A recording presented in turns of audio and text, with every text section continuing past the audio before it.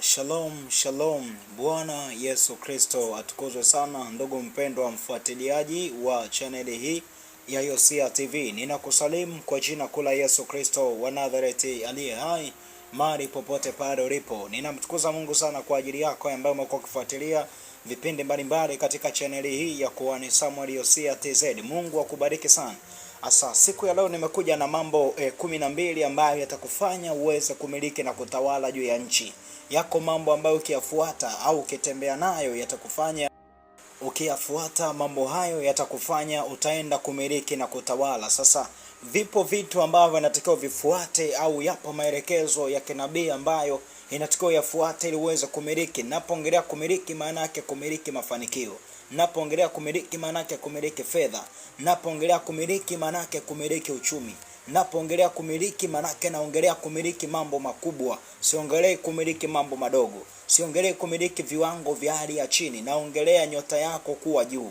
Naongelea nyota yako kung'aa na kuangaza zaidi. Hasa ni mambo gani hayo ambayo unatakiwa yafuate ili uweze kumiliki na kutawala katika nchi au katika ardhi ambayo upo ndani ya mwaka huu 2025. Sasa jambo la kuzingatia, jambo la kwanza, na mambo mengine yote yatafuata, lakini jambo la kwanza ambalo inatakiwa lijue au inatakiwa lifuate au lielewe na ulitendee kazi kila mwaka ambao unaingia, ni lazima uzaliwe upya.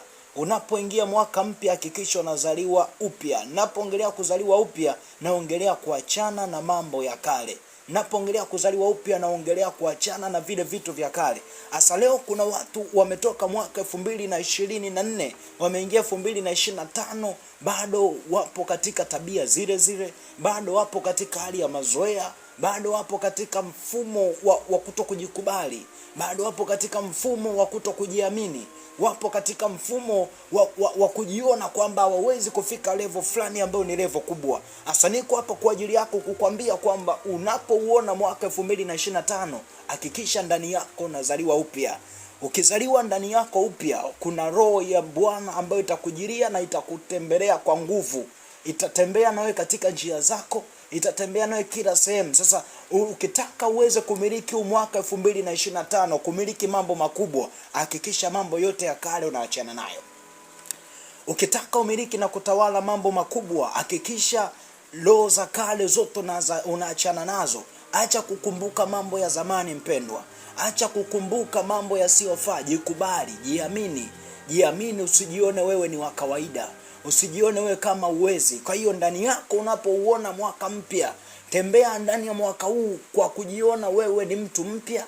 Tembea kwa kujiona unazaliwa upya. Mwambie Bwana, naomba nizae upya. Kama vile ambavyo nimeingia mwaka mpya, na mimi pia niweze kuzaliwa upya. Lakini jambo lingine tunasema kwamba tunasema kwamba acha kuishi kwa mazoea mwaka 2025 au mwaka uliopo. Jambo la kuzingatia na ambalo inatakiwa ulielewe, acha kuishi kwa mazoea. Kuna watu wamejikuta wakiishi maisha ya kawaida. Kuna watu wamejikuta wakiishi maisha yale yale. Kwa sababu gani? Wanaishi kwa mazoea. Ni watu wasioheshimu siku, ni watu wasioheshimu saa, ni watu wasioheshimu majira na nyakati. Hasa ukitaka uweze kumiliki na kutawala ndani ya mwaka huu, ndani ya ardhi, lazima uache kuishi kwa mazoea. Ishi kwa kujitambua, ishi kwa malengo, ishi kwa kujitazamia mema, ishi kwa kujitazamia mambo makubwa, ishi kwa kutembea ndani ya maono. Maandiko yanasema pasipo maono mtu huacha kujizuia.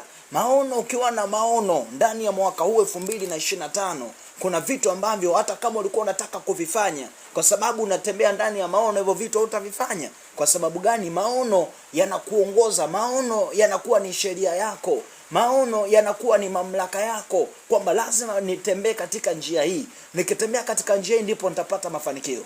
Nikitembea katika njia hii ndipo nitapata baraka.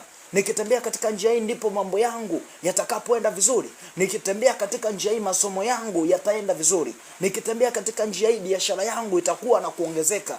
Nikitembea katika njia hii basi huduma yangu itakuwa na kustawi. Kwa hiyo ukitaka uweze kufanikiwa ndani ya mwaka huu, ndani ya ardhi, hakikisha kwamba unaacha kuishi kwa mazoea. Acha kuishi kwa mazoea. Utakapoacha kuishi kwa mazoea mpendwa, nakwambia kitu cha kweli kabisa kwamba Bwana ataenda kukufungulia milango ya baraka na mafanikio. Utakapoacha kuishi kwa mazoea, mpendwa, anakuambia kitu cha kweli, baraka na neema ya Mungu itakujilia na kukupata. Lakini jambo lingine, usiishi kwa kukumbuka za nani aliyekukosea mwaka jana. Kuna watu leo wanaishi maisha ambayo wanatembea katika mfumo wa kulipa kisasi, kwamba fulani alinikosea, sitakuja kusahau. Fulani alinikosea, lazima nitalipa kisasi. Ukitaka umiliki na kutawala katika nchi, acha kukumbuka kumbukumbu za zamani.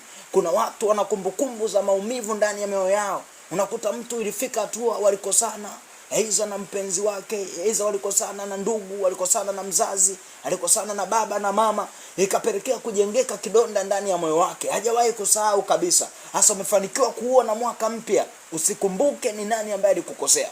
Umefanikiwa kuona mwaka mpya, achilia. Umefanikiwa kuona mwaka mpya, ishi katika mfumo wa kumheshimu Mungu kwa kutembea katika utakatifu, kwa kuwasamehe watu wengine. Utakapoishi katika mfumo huo, nakwambia kweli Mungu ataenda kukubariki, ataenda kukuinua. Kwa hiyo jambo la kuzingatia mwaka unapoingia, ili uweze kumiliki na kutawala, acha kuishi kwa mazoea. Acha kukumbuka ni nani ambaye alikukosea. Acha kukumbuka ni nani ambaye alikuumiza. Acha kukumbuka ni nani ambaye alikujeruhi, ni nani ambaye alikutendea mabaya. Achana nayo mambo. Umeingia mwaka mpya, umeingia majira mapya, hakikisha maono yako yanakuwa mapya, moyo wako na achilia, unapokea vitu vipya. Vile vitu vya zamani vyote achana navyo.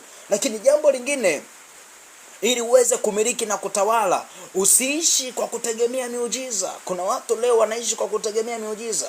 Kuna watu wengi leo wanaishi kwa kutegemea mkono wa mtu. Kuna watu leo wanaishi kwa kutegemea kitu kutoka kwa mtu. Sasa ili uweze kumiliki na kutawala katika nchi, sipingi kwamba muujiza upo, na nakubaliana kwamba muujiza upo. Ila ninachoongelea, usiishi kwa kuitegemea miujiza. Ukipata nafasi ya kupata kazi, fanya kazi. Ukipata nafasi ya kupata ajira, tembea katika ajira. Ukipata sehemu fulani, tembea katika hiyo kazi ndani ya mwaka huu, ili uweze kufanikiwa, ili uweze kumiliki na kutawala. Usiishi kwa mazoea, ishi kwa kujiamini, ishi kwa kuthubutu, ishi kwa malengo, ishi kwa kufanya kazi. Maandiko yanasema asiyefanya kazi na asile. Utakapoishi katika mfumo huo, na Mungu ataenda kukubariki, na Mungu ataenda kukufungulia milango ya mafanikio na baraka. Ili upate mema ya Bwana, ni lazima utembee katika msingi huo, na Yesu Kristo ataenda kukubariki na kukufungulia milango. Lakini jambo lingine la kuzingatia, ili uweze kuelewa, usiogope kuchekwa unapojenga misingi ya kesho yako. Changamoto hiyo wamekuwa wakikutana nayo vijana wengi sana. Wanapojenga kesho yao, wanaogopa kuchekwa. Unakuta mtu anajiangalia hadhi yake, anasema mimi kwa hadhi nilionayo siwezi kufanya kazi fulani.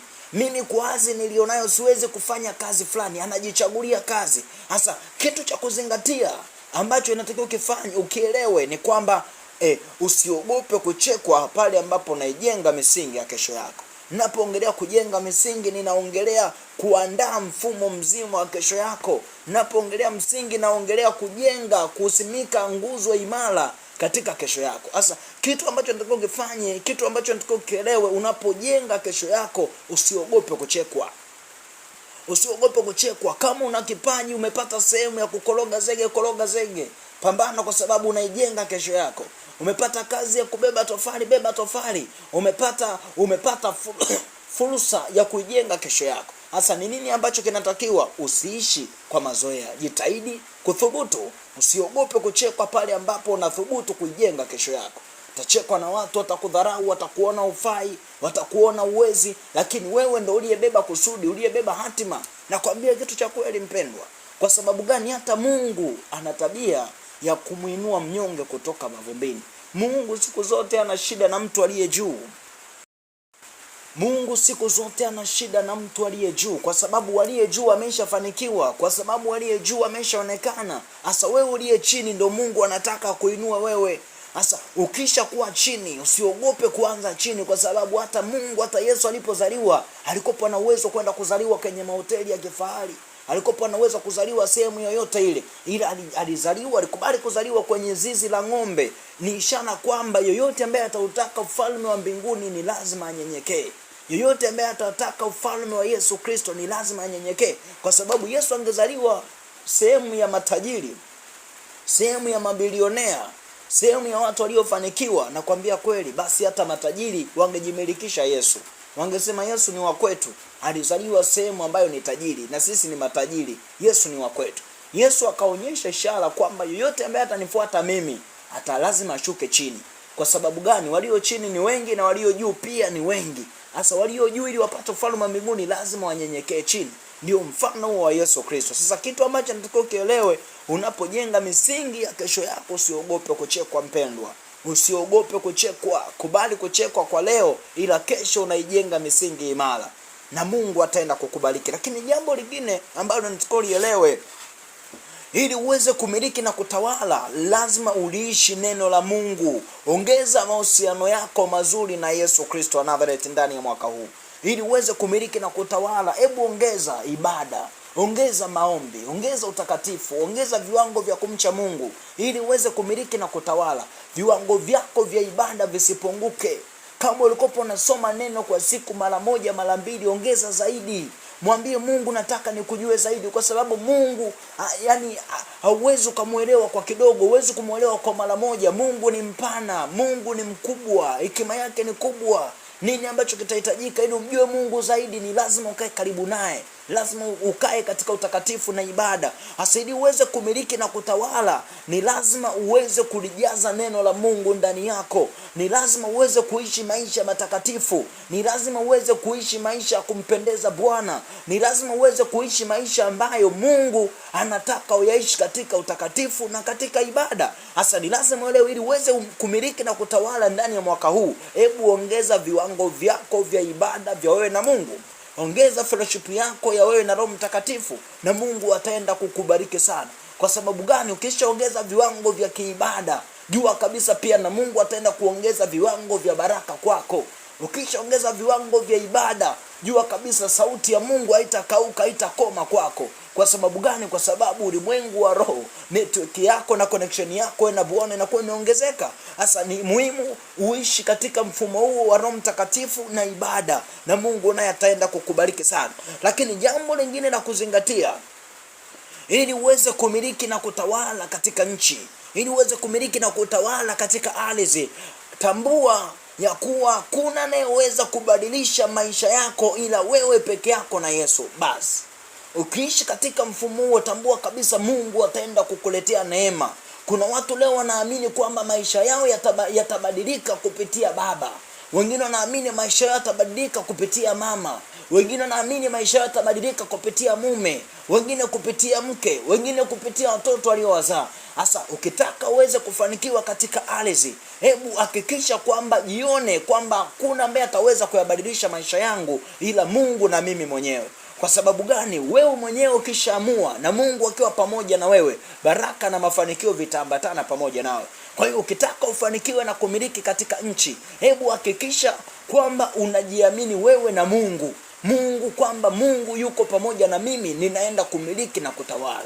Mungu yuko pamoja na mimi, sitaogopa kitu chochote. Mungu yuko pamoja na mimi, hakika nitaenda kubarikiwa na kufanikiwa. Ukishatembea katika misingi ya namna hiyo, na Bwana ataenda kuleta baraka na mafanikio. Hasa kitu kingine ambacho nataka uelewe, tunasema kwamba jifunze kumtolea sadaka kamili inayofanana na vile jinsi Mungu alivyokubariki katika kazi zako. Hasa ninapoongelea kwamba kumtolea Mungu sadaka kamili, naongelea kuongeza viwango vya matoleo. Kuna watu leo Mungu anawabariki zaidi, lakini hawamtolei Mungu sadaka. Yeye akipata 10,000 anatoa 1,000, akipata 100,000 anatoa 1,000, akipata 200,000 anatoa 1,000, akipata 300,000 anatoa 1,000. Yaani hautamuelewa amebarikiwa au hajabarikiwa. Kwa sababu gani? Kwa sababu anamtolea Mungu sadaka ile ile. Sasa kitu ambacho unatakiwa uelewe ili uweze kumiliki na Mungu akuinue zaidi, hebu jaribu kumtolea Mungu sadaka kwa kadri vile ambavyo anakubariki. Penda kutoa sadaka ambayo ni njema. Nisikilize nikwambie mpendo wangu, unapokuwa unamtolea Mungu sadaka, unapotoa sadaka, hakikisha unaitoa sadaka inayogusa moyo wako. Tunaposema kuugusa moyo, unapoitoa sadaka inayogusa moyo wako, jua kabisa na Mungu pia ataenda kuugusa moyo wa Mungu. Leo kuna watu wanatoa sadaka hata mioyo yao haimgusi. Nitoe mfano mfupi. Unakuta mtu nyumbani kwake ana 10,300. Ile 10,300, kwa sababu ana 10,300, anachokifanya anaichukua ile 300. Anasema hii 300 ndo naenda nayo kanisani. hii 300 ndo naenda kumtolea Mungu. Sasa unaona hapo, huyu anatoa kitu ambacho kimemlemea, huyu anatoa kitu ambacho kimemzidia. Kwa hata kwenye matoleo yake anapokuwa anatoa ile sadaka, tambua kabisa anaenda kama kuitupa. Na kuna mahali maandiko anatamka vibaya sana kwa wale wanaotoa sadaka kwa mazoea. Wanasema kwamba atakayetoa sadaka kirema, sadaka kiwete, maandiko yanasema na sadaka zenu nitazipaka kuwa mavi. Kwa unapokuwa unatoa sadaka ambayo ni kirema, Mungu anakubariki zaidi. Wewe unatoa sadaka kirema zaidi, jua kabisa Mungu anayapaka mavi maisha yako, anaipaka mavi kazi yako, anapaka mavi biashara zako. Kuna wakati tusisingizie wachawi, kuna wakati tusisingizie mapepo, kuna wakati tusisingizie kulogwa. Kuna wakati ni lazima tuangalie sisi na Mungu tumekaeje, kiibada tumekaeje naye, kimatoleo tumekaeje naye, kiutakatifu tumekaeje naye. Kwa hiyo ukitaka kupata baraka za Mungu zaidi, hebu hakikisha unamtolea Mungu sadaka kwa kadri vile ambavyo Mungu amekubariki. Ngoja nikwambie mfano mfupi. Ukitaka kupata baraka pia katika kazi zako, jifunze kumtolea Mungu zaka. Napoongelea kumtolea Mungu zaka, hebu jaribu kuvuta picha, mpendwa mfuatiliaji wangu. Katika mapato, Mungu amekupa shilingi 1000.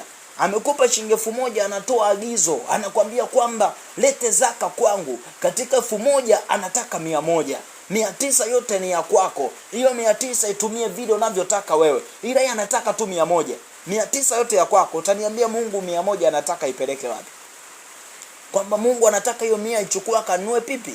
Au Mungu anataka aichukue hiyo 100 akafanyie nini? Kwa sababu gani? Haina thamani. Ila kitu ambacho Mungu anakitaka kutoka kwako ni utii.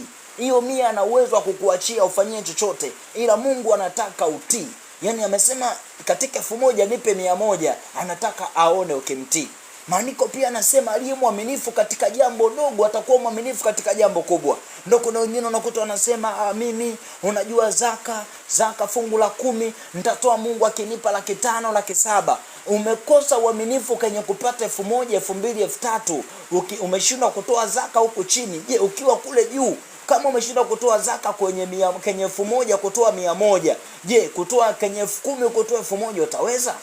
Au kwenye 100,000 kutoa 10,000 utaweza? Utaona ni mlima mrefu. Kwa sababu gani? Kwa sababu au kwanza msingi wa uaminifu kutokea chini.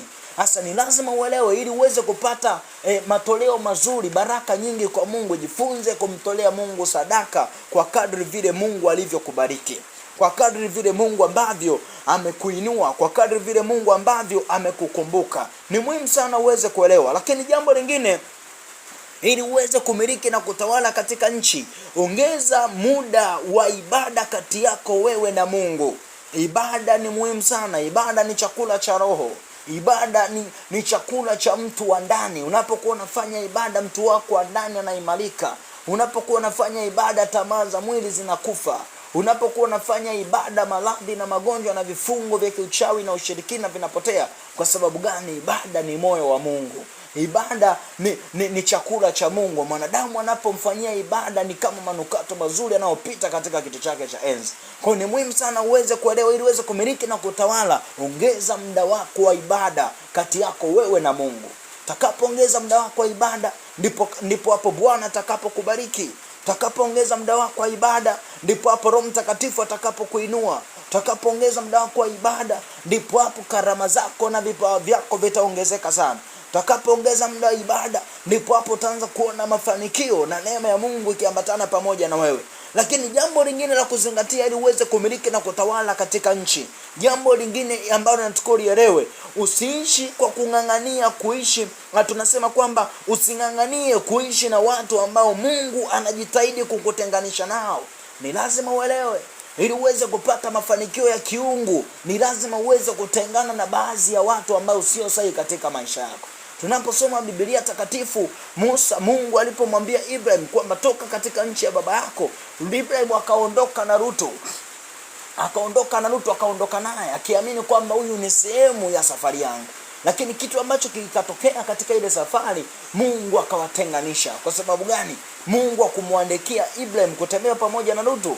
Hasa kitu kingine cha kuzingatia, ukitaka kumiliki na kutawala katika nchi, hebu acha kuishi na kukumbuka kung'ang'ania watu ambao Mungu anajitahidi kukutenganisha nao. Kuna watu leo unakuta kuna marafiki ambao ni wachawi. Mungu anajitahidi kumtenganisha naye, lakini bado anamng'ang'ania. Kuna rafiki upo naye unakuta ni mganga, anategemea uchawi na uganga, bado anamng'ang'ania. Kuna rafiki mwingine ana roho mbaya, ana roho ya uchawi, ana roho ya mizimu, Mungu anajitahidi kumtenganisha naye, lakini bado anamng'ang'ania. Sasa ukiishi katika mfumo huo, tambua kabisa uwezi kupata baraka za Bwana ndani yako. Mungu akikwambia jitenge na mtu fulani, jitenge na rafiki fulani, usimng'ang'anie. Usiishi kumng'ang'ania mtu ambaye sio sahihi katika maisha yako. Ili uweze kupata vitu kutoka kwa Mungu, ni lazima uweze kujitenga na baadhi ya watu. Ni lazima uweze kujitenga na baadhi ya vitu. Ni lazima uweze kujitenga na baadhi ya maeneo. Ndipo hapo utakapopata baraka za Yesu Kristo wa Nazareti aliye hai. Lakini pia jambo lingine, ili uweze kumiliki na kutawala katika nchi, tunasema kwamba ikimbie dhambi na kuikataa. Hilo ni lazima uelewe. Dhambi ni uasi. Unapotenda dhambi unamuasi Mungu. Unapotenda dhambi unafarakana na Mungu. Sasa kitu ambacho nataka ukielewe, ikatae dhambi kwa nguvu zako zote. Usikubali dhambi awe rafiki yako. Usikubali dhambi awe mshauri wako. Usikubali dhambi ateke mawazo yako. Usikubali dhambi auteke moyo wako. Usikubali dhambi iteke familia yako. Usikubali dhambi iteke ndoa yako. Usikubali dhambi ikateka mikono yako na miguu yako.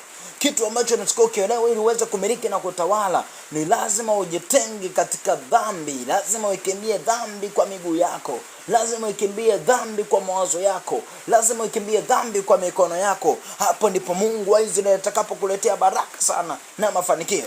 Lakini jambo lingine tunasema kwamba ili uweze kumiliki na kutawala juu ya nchi, tunasema linda sana moyo wako kuliko mambo yote unayoyalinda ndani ya mwaka 2025. Kitu pekee ambacho nataka ukione cha thamani, ambacho nataka ukilinde na kukithamini na kukipa kipaumbele, hakikisha moyo wako unaulinda kwa utakatifu. Hakikisha moyo wako unaulinda kwa ibada. Hakikisha moyo wako haumpi mtu mwingine. Hakikisha moyo wako utawaliwi na mapepo wala majini wala mashetani. Hakikisha moyo wako unatawaliwa na Roho Mtakatifu. Kwa sababu gani? Kule kwenye moyo ndiko ambako zinatoka chemichemi za uzima. Hasa ili uweze kupata baraka za Bwana, ni lazima ulinde sana moyo. Linda sana moyo wako, maana ndiko zitokako chemchemi za uzima. Pia Yesu anasema niko mlangoni, ndani ya moyo ninabisha hodi. Sasa ili uweze kupata baraka na mafanikio, ni lazima utembee katika misingi 12 na Mungu ataenda kukubariki sana. Mungu akubariki, Mungu akutunze. Ninakutakia wakati mwema. Niliyekuwa nawe ninazungumza nawe ni kuhani Samuel Benson Yosia. Ninamtukuza Mungu sana kwa ajili yako. Ninaomba uendelee kufuatana nasi katika channel hii. Jambo la kuzingatia, hapo chini ya video kuna maandishi yameandikwa subscribe, lakini pia unaweza kubonyeza alama kengele, lakini pia unaweza kushare ujumbe huu kuwafikia watu wengi zaidi. Ukihitaji msaada wa kiroho unaweza kutupigia kwa simu namba